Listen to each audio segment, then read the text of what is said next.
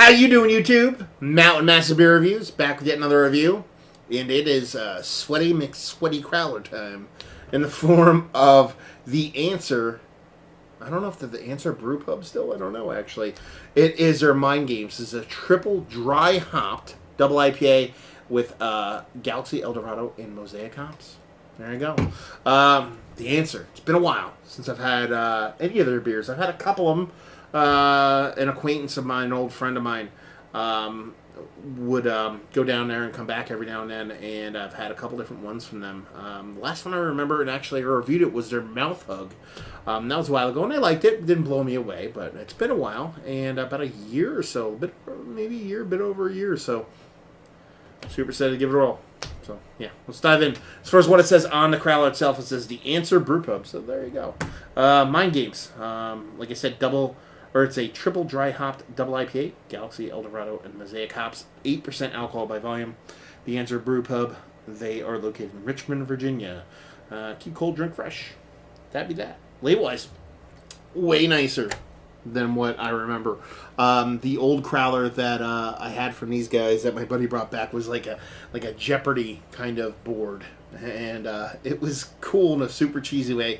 This one's a little bit more, I don't know, regal, I guess you'd say, but I dig it. I like the silver on silver. It's kind of got some kind of gothic kind of drawing and whatnot going on in there, but yeah, anyway, this thing is sweating like all the analogies of sweating, so I do not want to let it sit any longer. Let's crack this open, see what she's got, see if we can pour this without being a super dum-dum. Well, that's not going to happen, so hopefully that settles out pretty quick. I mean, you're talking about, you know, a huge Crowler going into this glass, so yeah, that's what you get. Those are the heads you get from Crowlers, so I don't know. It's kind of weird. Anyway, yeah, I don't think that's going anywhere anytime soon. But let's talk about it anyway. So in this glass, which is a super tall glass, I shouldn't have used this. I don't know why I used it. I'm a dummy. Anyway.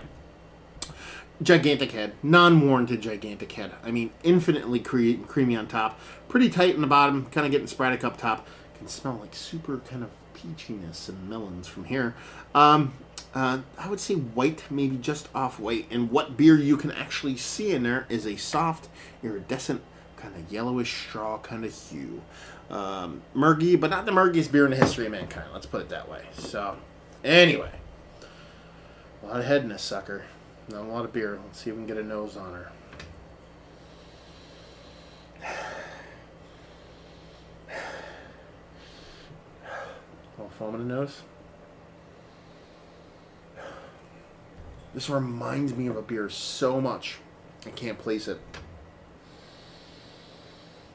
Big,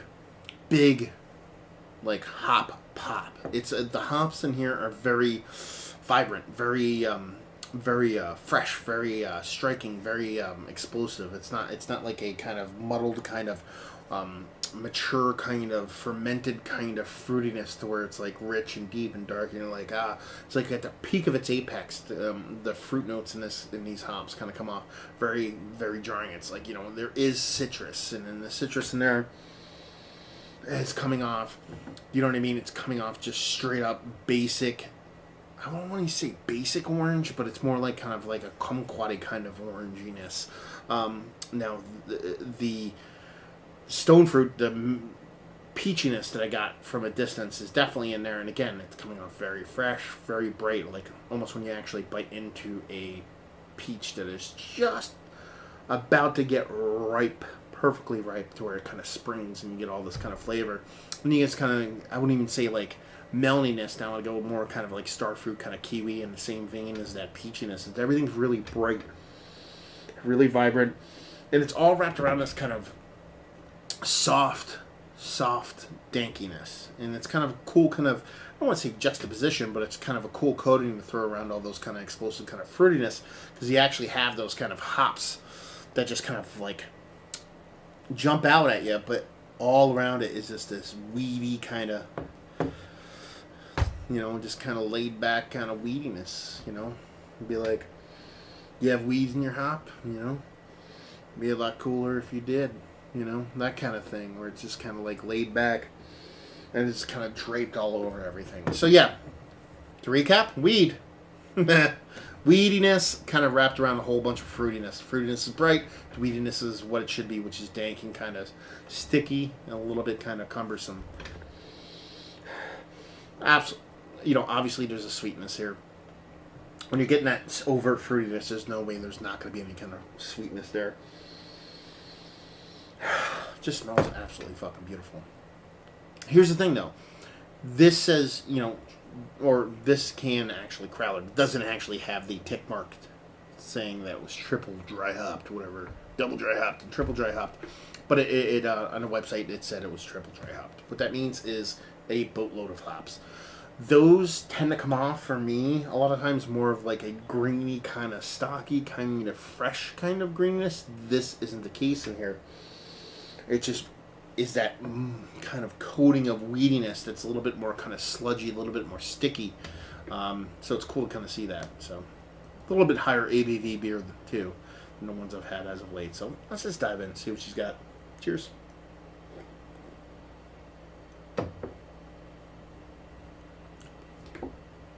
Okay. Not nearly as explosive of a beer as I thought it was going to be based off of the nose. It's not necessarily a bad thing. Much smaller. Super infinitely more laid back. Super infinitely more soft. Way more drinkable.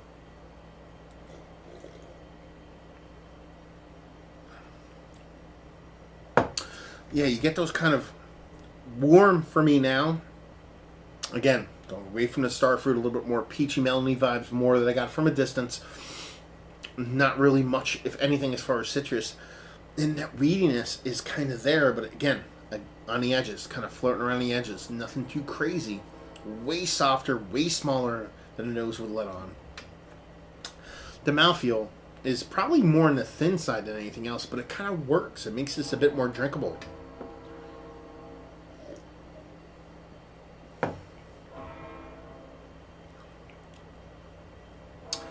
This is a danger beer for me. That 8%, was it straight 8? 8% is drinking more like 6% to me. The hops still drive the day. Everything's sticky. Like I have like this moisture kind of floating around here from this crowler and a little bit of spillage, and everything's kind of sticky. So I'm still getting that kind of weed sticky vibe from it. But it's tasty, but it's not what everybody else is making. I guess that it's coming off super refreshing to me. Yeah, I dig it.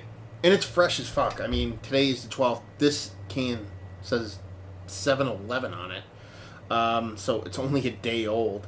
The person that actually picked this up for me, I don't know. I just kind of hooked up with the person through beer, and they're local, and the person refrigerated it the whole time, so it's not like they had it in their trunk or in the hood of their car driving down the Route 95 doing 100 miles per hour in 90-degree heat.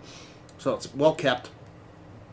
I'm curious to see what the bottom of this crowler drinks like, to be honest with you. I feel like some of this might have settled out. But, yeah, it's nice. It's tasty. Crushable. Very summery. But at the same time, it's that 8%. It's on a small beer. Danger beer, basically what I keep saying. So, yeah, on the nose, it was similar, yet much more robust. Definitely dialed more into kind of peachy, kind of melony vibes in the mouth. Thinner than what you expect from its look and from what a lot of people are presenting nowadays. But all in all, tasty beer. Probably a little bit from what I remember, when I had last time. Like I said, it's been a year or so, so everybody changes. My palate changes, the brewer's kind of skill set changes. A little bit more dialed in, a little bit more precise than what I have had previously from the answer. But yeah, tasty stuff. Super crushable, and yeah, something that will probably make me regret drinking the whole thing tonight. Because that's the thing with growlers, you got to drink the whole thing tonight, and it's worthy of drinking the whole thing. Let's put it that way. So let's talk about it. Is it one of the better triple dry hop double IPAs? No, triple dry extra hopped. Let's go that, because that's what I like to call it. Extra hopped double IPAs as of late. Yeah, not the best, but up there. its uniqueness and its individuality. There's the word for you. That's the word I was looking for the whole time. Make it to kind of step out from the crowd. It's not. It takes bits and pieces of what everybody does well, but then takes its own thing, and kind of wraps it in there. Again, there's other ones that strike a chord better with me, but this one definitely makes me happy because it's unique. Uniqueness is fun. Value and availability. I think I paid like a $4.50 markup on top of the crowler. I think they charged me $1.50 for the crowler, and then the person who got it to me charged me a couple bucks for travel, which I'm totally cool with. So $15 to $17 for a crowler of something that I felt like I just wanted to try some answer because I haven't had it in a while, so I have no problems with that. But locally, probably looking about anywhere $10 to $15 for a 32-ounce crowler, and brewery only. And just say if you like what we like this. I'm trying to nail the brewery that I've had stuff like this from before. Basically, you're not getting that over dryness from the yeast. You're not having that added kind of flowery thing that ends up adding that kind of super dryness outside of the yeast. So you're getting kind of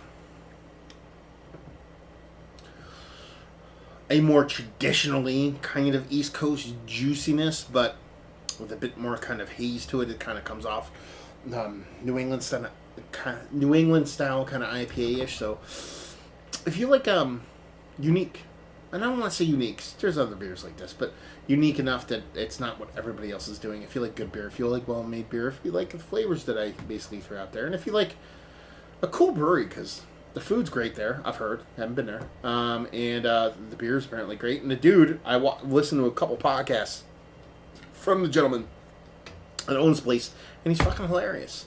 So if you like good people making good beer, just check it out. So there you go. The answer. It is their Mind Games. Double IPA with a whole bunch of dry hopping going on. Hopefully you guys enjoyed the review. If you did, down there, words and stuff below. Social media. Facebook, Twitter, Instagram, and Tap. Massive Beers, all four of those places. Starting to fuck with Twitter a lot more. So if you want to get me on Twitter, I'll actually respond now. Always on Instagram. That's my jam. Facebook, sure. And yeah, they're untapped sometimes. And there you go. Hopefully you guys enjoyed the review. Hopefully you're enjoying a nice beer right now. And hopefully see you next time. Cheers.